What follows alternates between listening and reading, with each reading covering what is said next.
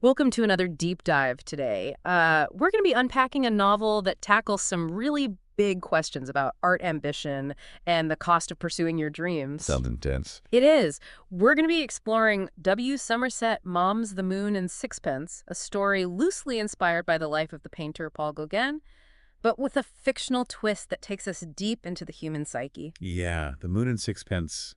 It's a story that's resonated with readers for over a century. For sure. What I find fascinating is how Maugham takes this seemingly simple premise. A man abandons his conventional life for art Right.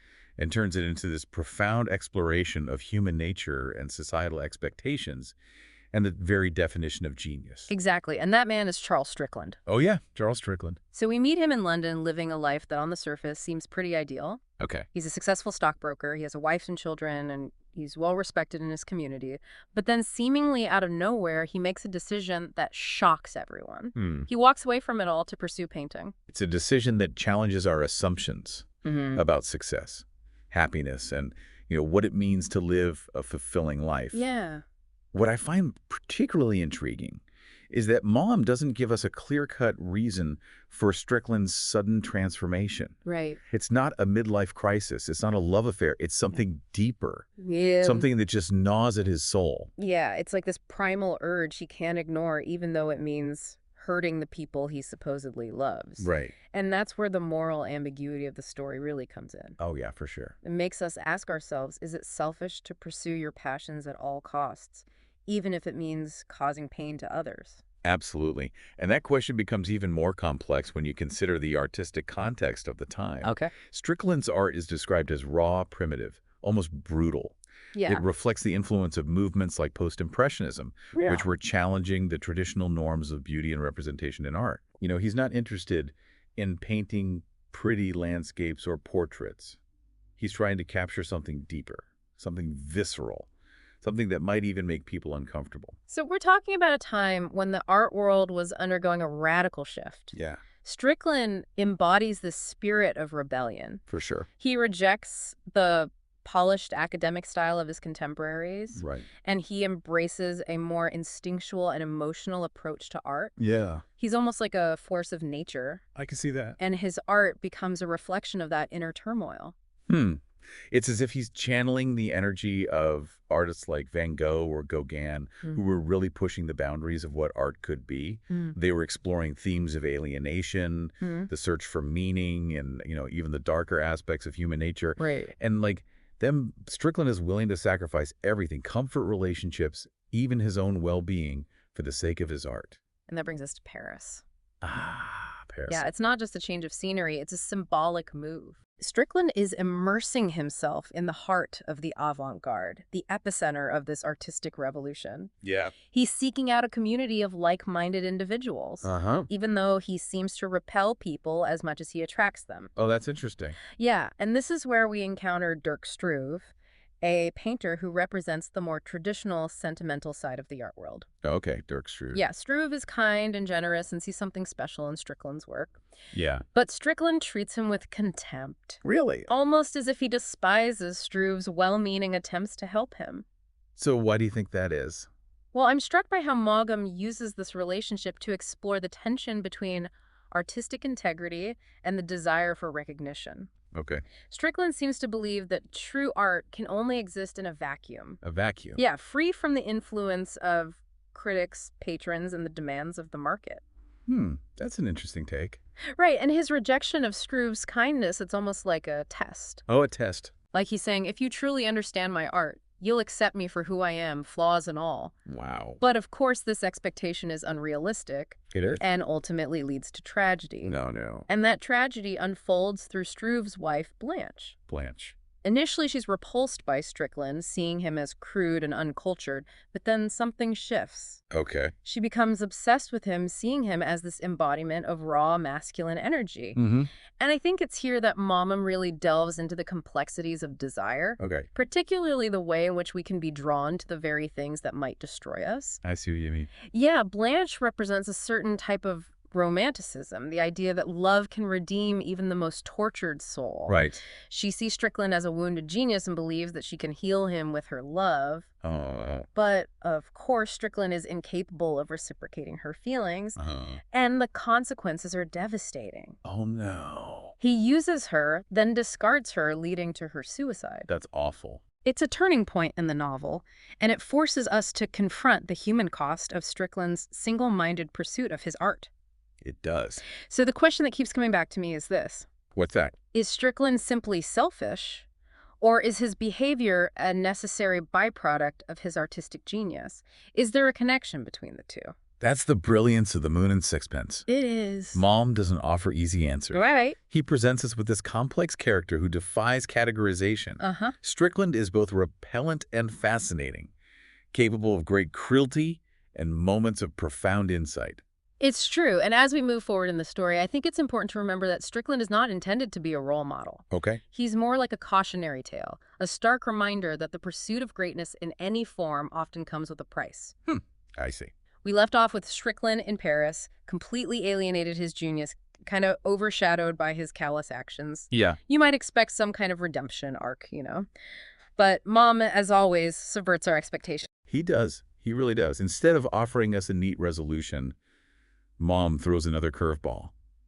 Strickland just vanishes from Paris without a trace. Oh, wow. It's like he shed his skin, leaving behind the remnants of his former life and embracing the unknown. It's such a powerful image, this idea of just disappearing, shedding your identity, and starting anew. It is. And I think it speaks to a deeper yearning that many of us can relate to, this desire to escape the confines of our lives and seek something more authentic, something more meaningful. Right, and that's precisely what Strickland does. He travels to Tahiti, which in the late 19th century was still this exotic, almost mythical paradise for Europeans. Right. It represented a world untouched by the, complexities of Western civilization. Yeah. A place where one could reconnect with nature and perhaps with oneself. So it's more than just a physical escape. It is. Like Strickland is searching for a new canvas, not just for his paintings, but for his entire life. Exactly. He wants to strip away all the layers of societal conditioning and tap into something primal, something pure. And this is where Maugham's use of symbolism becomes so powerful. Okay, how so? The moon representing Strickland's, lofty artistic aspirations, it stands in stark contrast to the sixpence, the symbol of mundane everyday existence. Okay. By escaping to Tahiti, Strickland is choosing the moon, even though it means sacrificing the comforts and securities of the sixpence. That's a great point. And what's fascinating is that Tahiti doesn't just transform Strickland's art. Right. It seems to have a profound impact on his character as well. Right. He integrates into the local community, marries a Tahitian woman named Ada, and for the first time we see glimpses of genuine human connection in his life.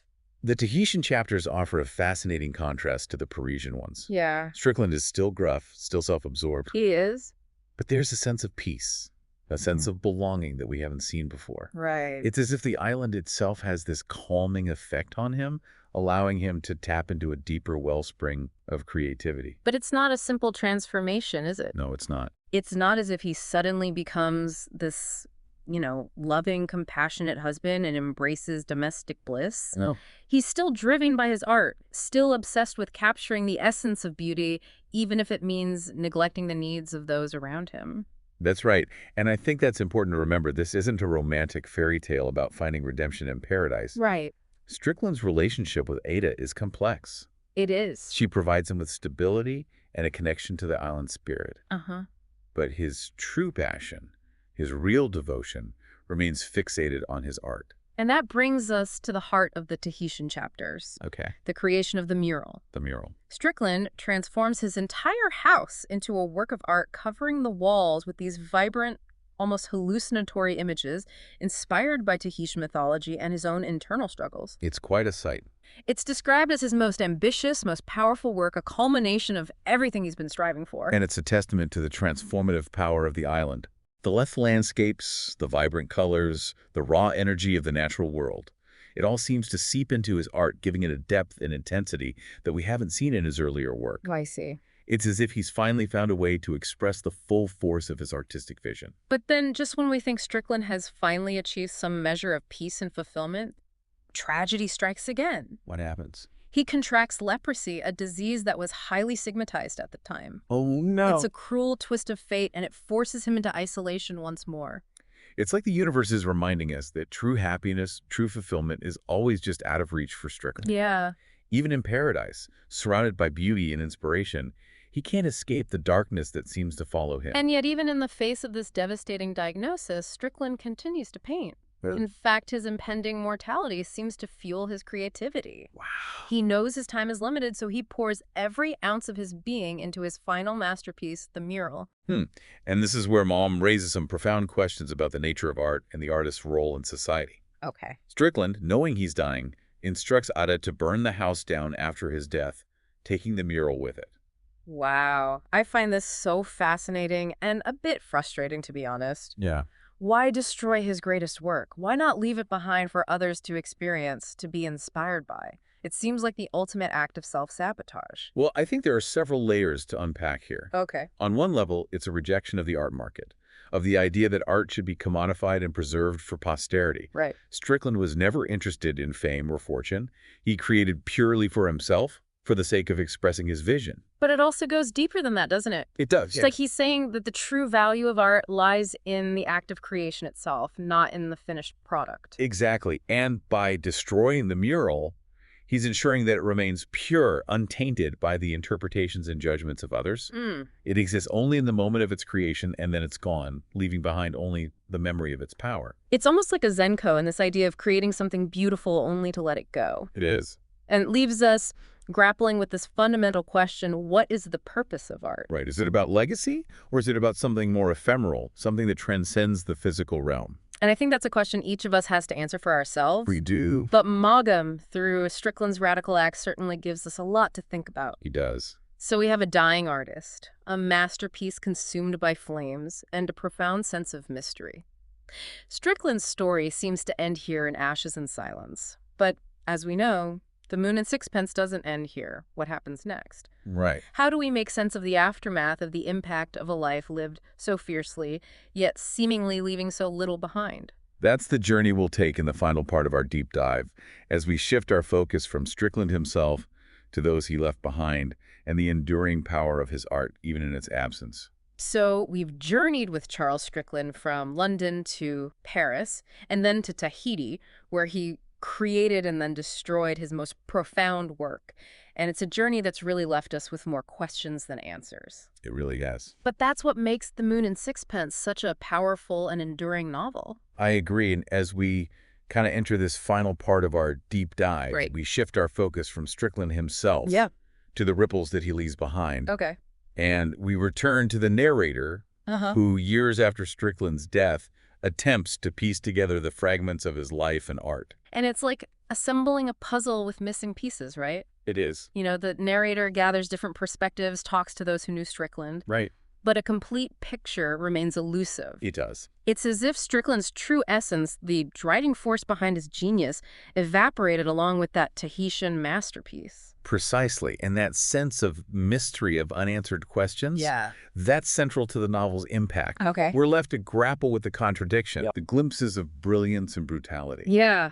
And ultimately, to form our own interpretation of Strickland's legacy. It's interesting because while Strickland deliberately sought to erase his footprint, Right. his art becomes even more powerful in its absence. It does. Those who encountered him, who witnessed his work, Yeah. they're left haunted by the experience. They are? They can't shake the feeling that they've brushed up against something truly extraordinary, even if they can't fully comprehend it.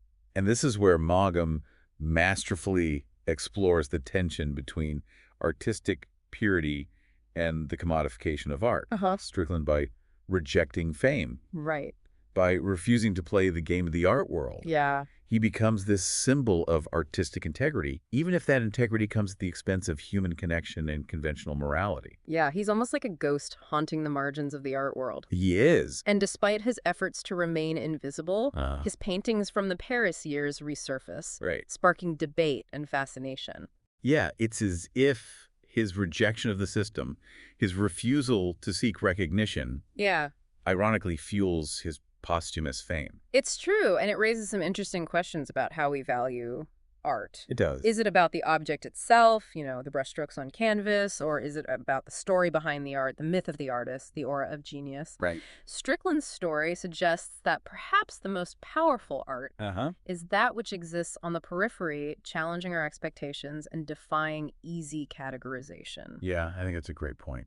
I'm struck by how Maugham weaves together all these different threads, the allure of the primitive, Yeah. the search for meaning in a rapidly changing world, and the complex relationship between genius and morality. Absolutely. Strickland's story isn't just about one man's pursuit of art. No, it's not. It's a reflection of these broader cultural anxieties of the late 19th century, Right. a time when traditional values were being questioned and new forms of expression were emerging. Absolutely. And I think that's one of the reasons why The Moon and Sixpence continues to resonate with readers today. Yeah. We're still grappling with many of the same questions. Right. What is the purpose of art? How do we reconcile the pursuit of individual passion with our responsibilities to others? What is the price of genius, and is it worth paying? Yeah. These are questions that Maugham doesn't answer for us. He doesn't? He presents us with a complex, flawed character and leaves us to wrestle with the implications of his choices. Right. There's no neat resolution, no easy moral takeaway. No. Instead, we're left with a profound sense of ambiguity. Right. A lingering question that hangs in the air long after we've finished the book. And I think that's the mark of a truly great novel. Yeah. It doesn't provide answers, It doesn't. but it sparks conversations, Right. challenges our assumptions, Yeah. and ultimately leaves us with a deeper understanding of ourselves and the complexities of human experience. So as we conclude our deep dive into The Moon and Sixpence, what do you make of Strickland's legacy? Is he a villain, a visionary, or something in between? I don't know. It's tough to say. Did he ultimately find what he was seeking, or was his journey a cautionary tale about the dangers of unchecked ambition? That's a good question. And perhaps even more importantly, what does The Moon and Sixpence reveal about our own relationship with art and the artists who create it? Yeah. What are we seeking when we engage with a work of art? Right. Are we looking for beauty, for meaning, for escape, or for something else entirely? Those are great questions for our listeners to ponder. Well, we hope this deep dive has provided you with some new insights and perspectives on W. Somerset Maugham's masterpiece. I think it has. It's a novel that rewards multiple readings and invites us to engage with the big questions about art life and the human condition. It really does. And until next time, keep seeking, keep questioning, and keep exploring the stories that challenge and inspire us. I love it.